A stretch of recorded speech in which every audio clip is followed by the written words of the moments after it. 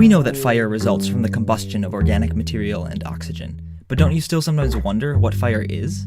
Why are gas flames blue and wood fire orange? And why do flames move in such a mesmerizing way? Chemistry may tell us the recipe for combustion, but the light show is all physics. When a flame burns cleanly, like a gas flame, blowtorch, or the base of a candle, the heat excites the molecules to release light, usually pale blue, from atomic transitions. That's quantum mechanics.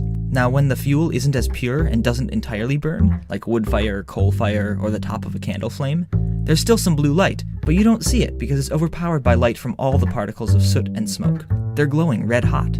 So why do hot objects glow? A process called black body radiation makes all objects glow with light of a color depending on their temperature. The reason that you don't see your friends glowing, though, is because we're too cool to glow with visible light. We glow in infrared. But lava, a hot piece of iron, or soot in a flame are all hot enough to glow with that familiar red-orange light. And the reason flames are shaped like tongues snaking skywards? Gravity.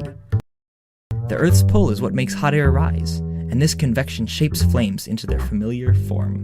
If you light a match in zero gravity, the flame spreads outwards like a balloon. There's nothing to tell it which way to go, so it goes in all directions.